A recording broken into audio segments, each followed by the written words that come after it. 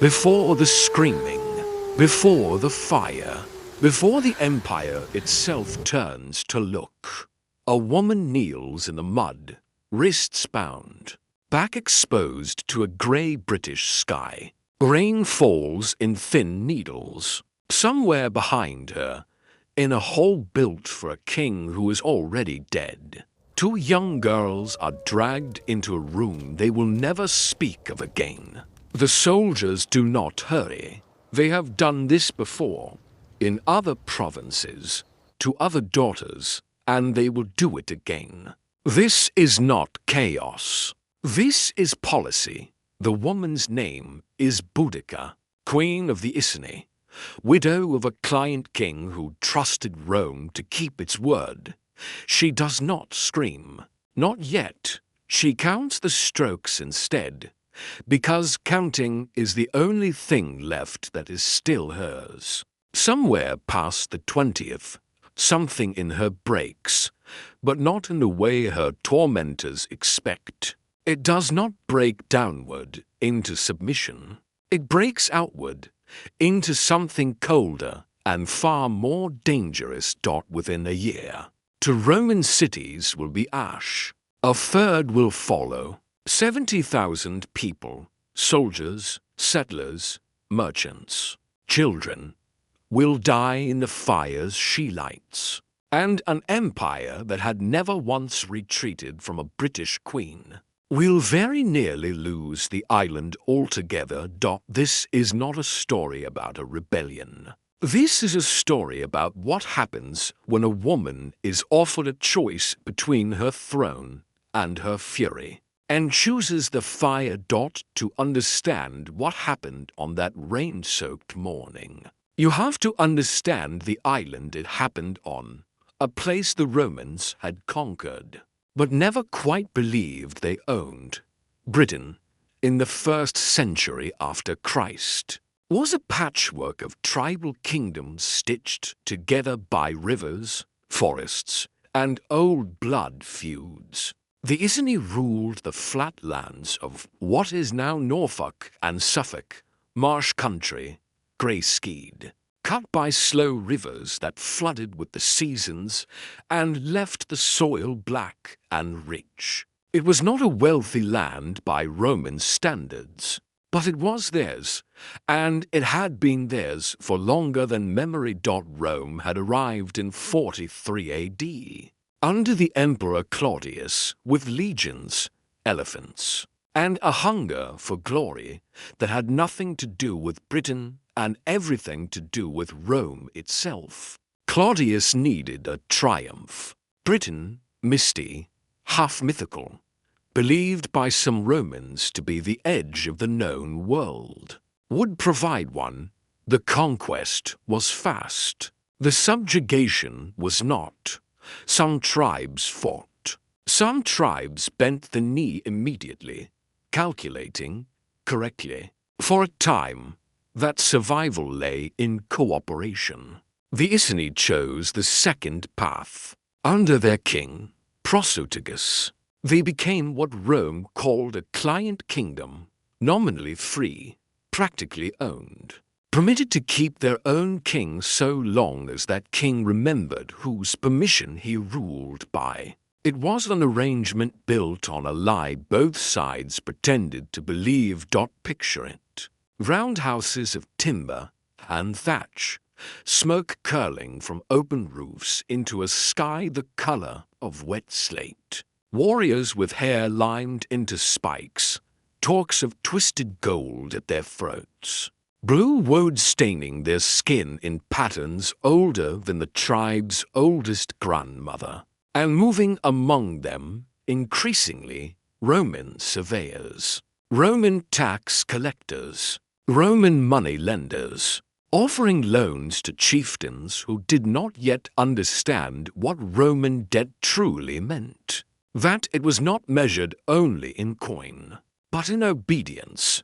The philosopher Seneca, tutor to the Emperor Nero, had personally lent enormous sums to British nobles at interest, encouraging the borrowing, then calling in the debts all at once. a financial trap disguised as generosity. It is the kind of detail history rarely dwells on. A conquest does not always arrive on the edge of a blade. Sometimes it arrives in a ledger, beneath the surface of peace. Resentment accumulated like silt in a slow river, and rivers, eventually, flood. Little is recorded of Boudica's early life. No birth date survives. No childhood story, no portrait carved in stone. She emerges into history already a queen, already a wife, already a woman the Roman historian Cassius Dio would later describe as tall, with tawny hair falling to her hips, a voice that was harsh and a gaze that was fierce.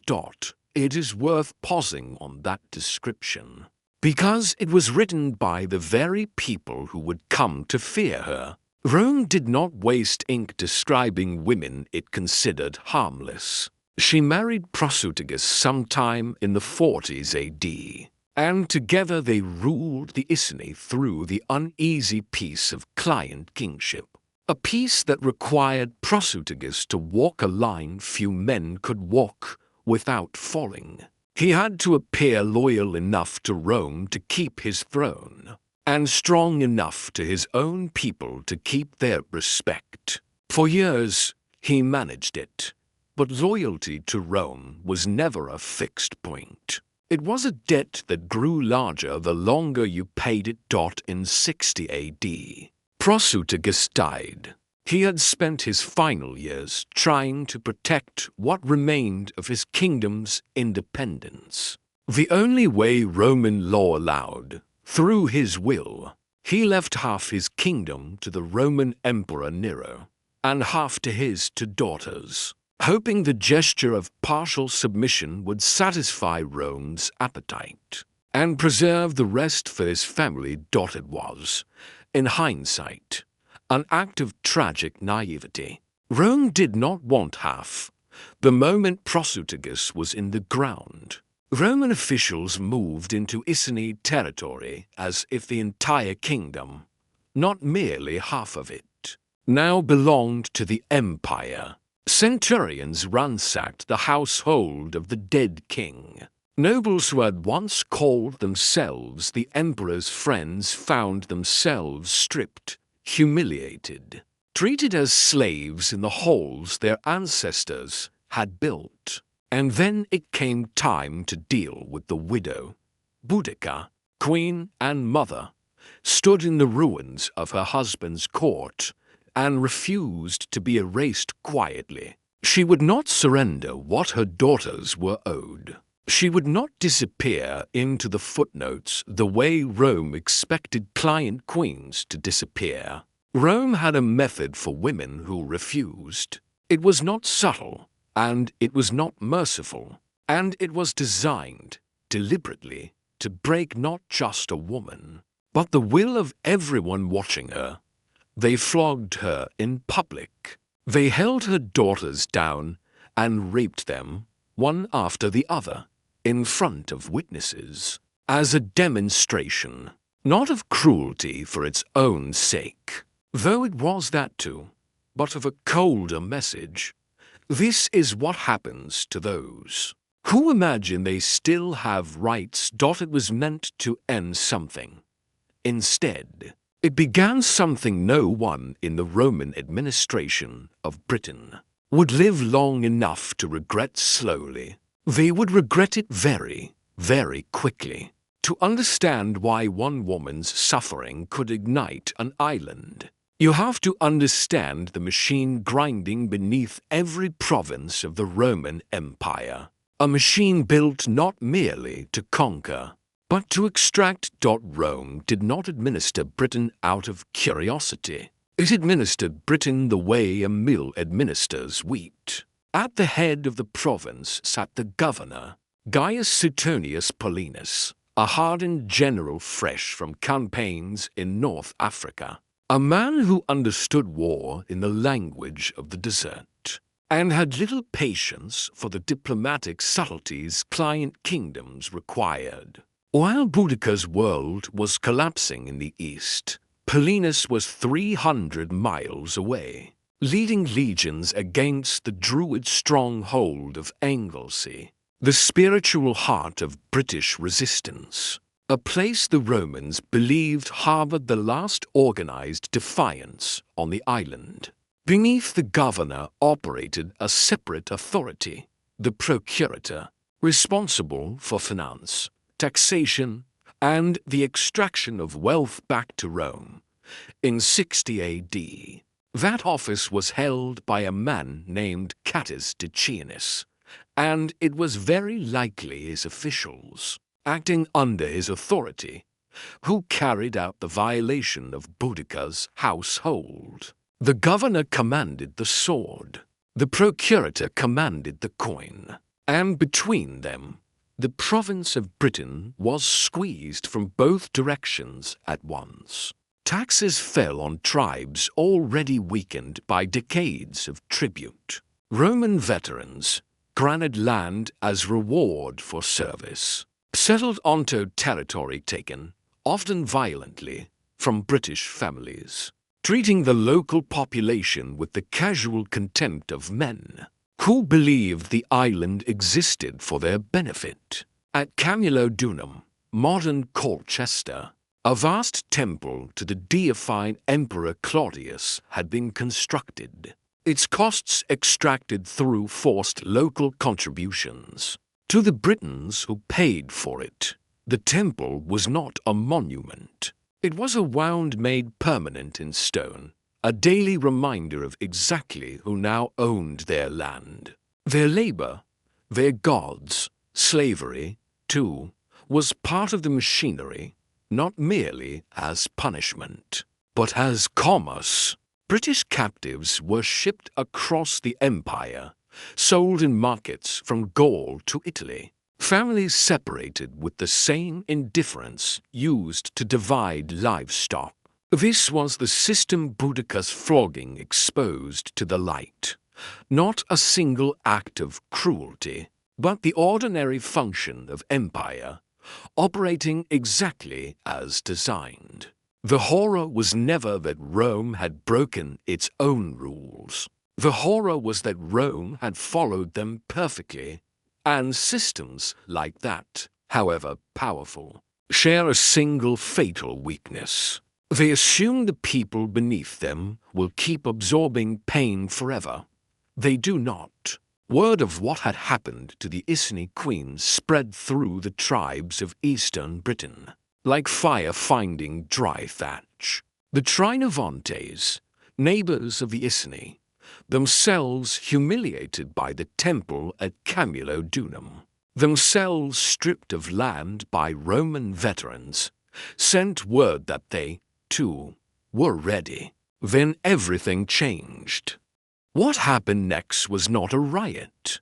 It was not an uprising born of a single night's anger. It was, from its very first hour, an act of annihilation, planned, coordinated, and utterly without mercy. Because mercy was a language Rome had already made clear it did not speak. Boudica gathered her warriors and, crucially, their families. Ancient accounts describe wagons drawn up behind the war bands, filled with wives and children who had come not merely to support the fighters, but to watch, to witness the reckoning. It tells you something about the scale of what was intended. This was not a raid. This was a reckoning meant to be seen. The first target was Camulodunum, the temple city, the beating heart of Roman prestige in Britain. It was, by design, poorly defended. Roman planners had assumed the interior of the province was pacified beyond any real threat, and the city had no walls worth the name. When Boudica's forces arrived, the defenders, mostly aging veterans, and a small detachment of soldiers rushed in too late, retreated into the Temple of Claudius itself, believing its sacred stone might shelter them. It did not, For 2 days, the temple was besieged. Then it burned. Every soul inside it burned with it, a god-emperor's monument becoming. In the space of an afternoon, a tune for the people who had built it to celebrate their own subjugation. Archaeologists digging in modern Colchester still find it, a black layer of ash and scorched clay buried beneath the city, a line in the earth marking the exact moment an empire's confidence cracked. They call it the Boudican destruction horizon. It is there in the soil today, a scar that 18 centuries of English reign have never fully washed away. Rome sent the 9th Legion under Quintus Petilius Cerialis, marching to relieve the city. They arrived too late to save it, and walked instead into an ambush. Roughly 2,000 Roman infantry were annihilated in the engagement. Cerialis himself escaped with only his cavalry, fleeing back to his fortress in disgrace. Leaving the heartland of Roman Britain entirely UNDEFENDED. Then came Londinium. It was not yet the London of legend. No walls, no grand forum, nothing but a young trading settlement on the Thames. Barely 2 decades old, populated by merchants, moneylenders, and the families of soldiers stationed nearby. Suetonius Paulinus, racing back from Anglesey with a small cavalry escort, reached the town first and made the coldest calculation of his career. He looked at Londinium's population. He looked at the size of his own force, and he chose to abandon the city rather than lose the legions that could still win the war. Those who could flee with him fled. Those who could not, the elderly, the sick, the ones who trusted that Rome would surely protect its own, stayed. When Boudica's army arrived, they found the streets full of people who had nowhere left to run. What followed was not conquest. It was erasure. The town was burned to its foundations. Roman writers claimed the queen's forces showed no mercy to anyone they caught, hanging, burning, crucifying, in scenes described with a horror that even hostile Roman sources struggled to soften. Whether every detail is accurate, no one can say with certainty across 2,000 years of retelling. But the archaeological layer is real. The same black line of ash found beneath Colchester now found beneath London too. Sealed under the modern city like a wound bandaged over, but never healed. But that was not the worst part, because after Londinium came Verulamium, modern St. Albans, a town of Britons themselves, tribespeople who had chosen cooperation with Rome over resistance. Boudica's army burned it anyway. There was no longer any distinction, in her war, between Roman and collaborator. To have survived by bending the knee was, by then, its own kind of guilt. 3 cities, perhaps 70,000 dead, and an empire that had never once been forced to retreat from a province it considered pacified. Suddenly staring at the real possibility of losing Britain entirely for one brief, blazing season. Boudica held something no British ruler before or after her would hold again. The undivided terror of Rome, Nero, in the capital, is said to have seriously considered withdrawing every Roman soldier from the island altogether, abandoning 17 years of conquest as not worth the cost of holding it. Imagine that moment. An empire that stretched from the sands of Syria to the highlands of Spain. An empire that had swallowed kingdoms whole and called it civilization. Brought to the edge of retreat by a province it had once considered a footnote. because of one woman's grief turned into war. Her army, by the time of its greatest size, is described by ancient sources in numbers that stagger belief. Figures as high as 200,000 warriors, men and women both, streaming across the countryside behind her chariot, even accounting for the exaggeration ancient historians were prone to. When describing barbarian hordes, the scale was undeniably immense. This was not a rebellion of a single tribe. It was a coalition of the humiliated, drawn from across the eastern half of the island, united by nothing but shared fury.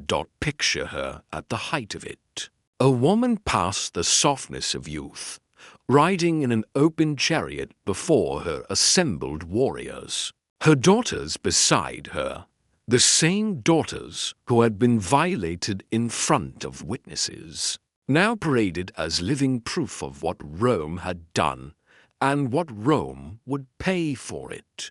Tacitus, the Roman historian whose father-in-law had actually served in Britain during these years, and likely spoke to men who fought there, gives her a speech before the final battle, almost certainly invented, in the manner of ancient historiography, but revealing in what it chooses to say. She speaks, in that account, not as a queen begging her people to fight for territory, but as a mother demanding vengeance for violated daughters, for a stolen inheritance, for a peace that had turned out to be nothing but a slower kind of conquest. She reminds them that Rome had trusted too easily in the obedience of a beaten people, and that a beaten people, pushed far enough, remembers it was never truly beaten at all, for a season. It seems she might be right, but power built entirely on vengeance carries a weight that grows heavier the longer it is carried. And Boudica, whatever else history remembers her for, was about to discover exactly how heavy that weight could become. There is a version of this story that ends here, a queen triumphant, an empire humbled, a legend complete. History rarely offers such clean endings, and Boudica's story is no exception, because vengeance, once it becomes the organizing principle of a war, does not know how to stop. It does not pause to ask which victims deserve punishment and which do not. The Britons of Verulamium, burned alongside the Romans who had oppressed them both, had committed no crime greater than surviving under an occupation none of them had chosen. Boudica's fire did not distinguish between the guilty and the merely unlucky. It could not. Fire never does. There is a coldness that settles over a leader who has chosen total war, a narrowing of vision that mistakes destruction for justice and momentum for strategy. Boudica's army, flush with victory after 3 annihilated cities, had grown enormous. But enormous is not the same as disciplined. Behind her war bands trailed the wagons of families who had come to watch Rome burn, a decision that would prove, in the war's final hours, catastrophic. There is also the matter of what remained unspoken in every ancient account written of her, the isolation of a woman who has staked everything on retribution, and has nothing left to fall back on if it fails. Boudica could not simply win a battle and go home to negotiate favorable terms. She had burned every bridge a negotiated peace might have used. 3 Roman cities lay in ash. 70,000 people, soldiers and civilians both, were dead by her army's hand. There was no version of history in which Rome forgave that and welcomed her back as a client queen. She had chosen a war that could only end 2 ways, total victory or total annihilation. There would be no third door. And Suetonius Paulinus, watching from a distance with the cold arithmetic of a career soldier, understood something Boudica's fury may have obscured from her own judgment. Numbers alone do not win wars. Discipline does. He had roughly 10,000 men against a horde that may have numbered many times that. But his men were legionaries, trained, armored, drilled for a decade in the brutal choreography of Roman battle formation. Hers were a coalition bound by grief and fire, magnificent in their fury, but never forged into a single fighting instrument. He chose his ground with a general's cold precision, a narrow valley, forest at his back to prevent encirclement, open plain in front where numbers would count for less than discipline. And there he waited for her to come to him. She did, because she had already decided, in the ashes of 3 cities, that there was no version of her future that did not end in this fight. The battle that followed has no confirmed location. Historians have searched for it along the Roman road system of the Midlands for 2 centuries, and still argue over the ground where an empire's fate in Britain was decided in a single brutal afternoon. What is not disputed is the shape of what happened.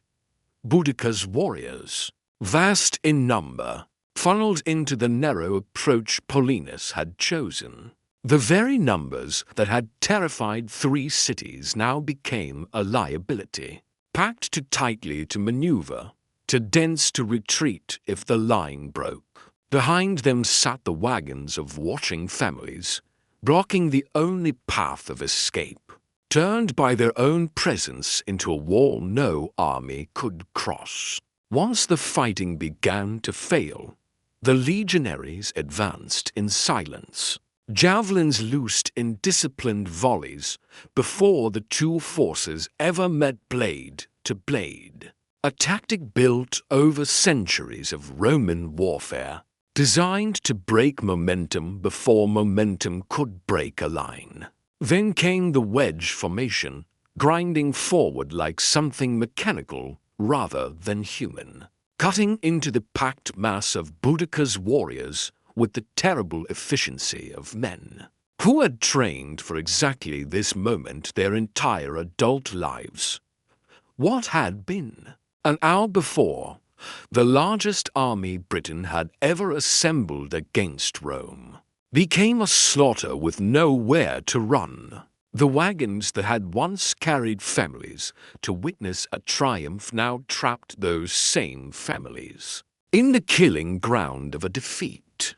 Roman sources, admittedly not impartial witnesses, claim as many as 80,000 Britons died that day, against a few hundred Roman losses. Even discounted for exaggeration, the imbalance was almost certainly catastrophic, total and final. Boudica did not surrender. There would have been nowhere to surrender to, and no reason for Rome to accept it if she had. What happened to her after the battle is one of history's genuine mysteries. Not because the sources are silent, but because they disagree. Tacitus records that Boudica took poison, choosing death by her own hand rather than the humiliation.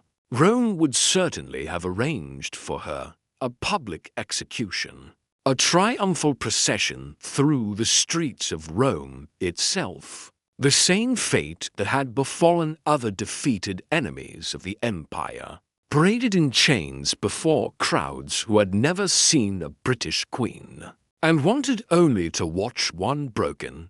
Cassius Dio, writing more than a century later, offers a quieter ending, illness, not poison, claiming her in the aftermath of defeat.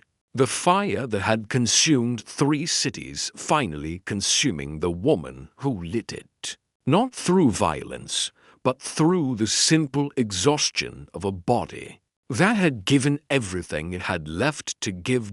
No grave has ever been found. No tomb, no inscription, no bones confirmed to be hers. She who burned the physical monuments of Roman Britain into ash left behind no monument of her own. No stone marker, no carved likeness, nothing but the memory carried forward in the accounts of the very people she had gone to war against. There is something almost unbearably fitting in that silence. A woman denied justice by an empire that kept meticulous records of everything else: taxes, treaties, land grants, debts, vanishes from those same records at the exact moment of her death, as though even in defeat she refused to leave Rome anything more to take from her. Some say her daughters died in the same final collapse. Others say nothing of them at all, their fate as unrecorded as their mother's grave. Two girls whose violation had lit the spark for an entire war, disappearing from history as completely as if the fire that consumed 3 cities had, in the end, consumed the reason for it to. The empire survived. The woman did not. Rome did not withdraw from Britain, as Nero had once considered. It tightened its grip instead, reorganizing the province, replacing the punitive procurator whose greed had lit the initial spark, and ruling for more centuries over the island Boudica had nearly torn away from it. In the long arithmetic of empire, one queen's fury, however vast, was ultimately a single chapter in a much longer book Rome would go on writing without her. And yet, walk through modern Colchester, modern London, modern St. Albans, and beneath the pavement, beneath the office buildings and train stations and coffee shops, that black line still waits in the soil, the Boudican destruction horizon. A scar an empire could rebuild over, but never truly erase. Every city that stands on those foundations today stands, quite literally, on her fire. She is remembered now not as a footnote, but as a monument, a bronze statue on the Thames embankment in London, chariot rearing above the river she once burned, unveiled by an empire that would, in time, come to see in her defiance a story it wanted for itself. History has a way of forgiving the vengeance of the defeated more easily than it forgives the cruelty of the victorious. It is, perhaps, the only justice left available to her. But the question her story leaves behind is not comfortable. And it was never meant to be. She was offered, somewhere in the ashes of that first violation, a choice no ruler should ever have to make: surrender what remained of her throne and her dignity in exchange for a fragile, humiliating survival, or burn everything to the ground in pursuit of a reckoning that could never truly restore what had been taken from her. She chose the fire, and the fire, as fire always does, took more than it was asked to give. Cities that had done her no wrong, families who had only wanted to survive, and in the end, her own daughters, her own life, her own kingdom. All of it consumed alongside the empire she had tried to burn down with her. Vengeance does not ask permission before it spreads. It does not stop at the border of what is just. It simply burns until there is nothing left to feed it.